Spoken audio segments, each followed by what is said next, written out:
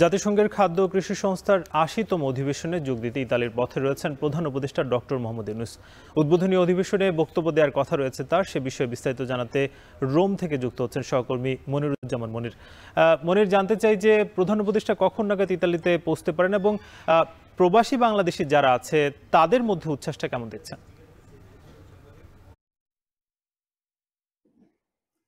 ধন্যবাদ সাকিব। আপনি জানেন যে ডক্টর মোহাম্মদ ইউনূস তিনি কিন্তু শুধু বাংলাদেশের নয়, সারা বিশ্বের জন্য তিনি একজন গুরুত্বপূর্ণ ব্যক্তি এবং তার এই সফরকে কেন্দ্র করে বাংলাদেশিদের পাশাপাশি এখানে বিশ্ব নেতৃবৃন্দ যারা এখানে আসবেন এই জাতিসংঘের এই অধিবেশনে, সকলে কিন্তু অধীর আগ্রহে আছেন যে তার দিক নির্দেশনা এবং তার পরামর্শর বিষয়গুলো নিয়ে। আর এদিকে আগামীকাল, আজকে যেহেতু তিনি আসবেন এখানে ইতালির সময় প্রায় 5:45টার দিকে এখানে তিনি পৌঁছানোর কথা রয়েছে এবং যেটি আপনি বললেন যে তিনি ইতিমধ্যে ইতালির পথে আছেন। তো 5:45টার দিকে এখানে নামার পরে তিনি যে হোটেলে রাখা আছে সেট করা আছে সেখানে যাবেন।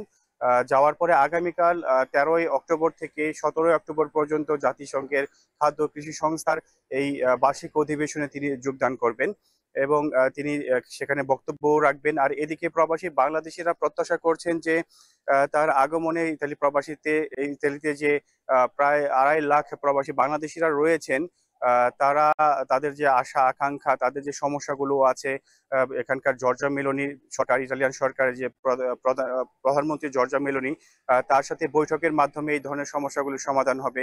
আমি আরেকটি গুরুত্ব সহকারে একটি বিষয় বলতে চাই, সেটি হচ্ছে যে বাংলাদেশ থেকে অনেকেই বৈধভাবে এখানে আসার পর অবৈধ হওয়ার যে একটা প্রক্রিয়াগত কারণে যে অবৈধ হতে যাচ্ছে, সেখান থেকে এই প্রবাসী বাংলাদেশিরা সুন্দর একটি সমাধান খুঁজছেন এবং আশা করছেন যে প্রধান উপদেষ্টার এই আগমনে এবং জর্জা মেলোনির সাথে বৈঠকের মাধ্যমে সুন্দর একটি সমাধানে তারা প্রত্যাশা করছেন। এছাড়াও বাংলাদেশিদের অনেক ধরনের যে সমস্যাগুলো রয়েছে, জটিলতাগুলি রয়েছে, সেখান থেকে তারা বেরিয়ে আসবেন এবং প্রধান উপদেষ্টাকে এখানে সংবর্ধনা দেওয়ার জন্য অনেকেই আগ্রহ প্রকাশ করেছেন। প্রবাসী বাংলাদেশিরা একটি আনন্দ এবং উৎসবমুখর পরিবেশের মধ্যে বিরাজ করছে এই মুহূর্তে এবং তাকে সংবর্ধনা দেওয়ার জন্য রাস্তা বিভিন্ন ভাবে তাকে স্বাগত জানানোর জন্য তারা ব্যবস্থা গ্রহণ করছে। সাকিব, এই ছিল ইতালি থেকে সর্বশেষ। ধন্যবাদ মনির।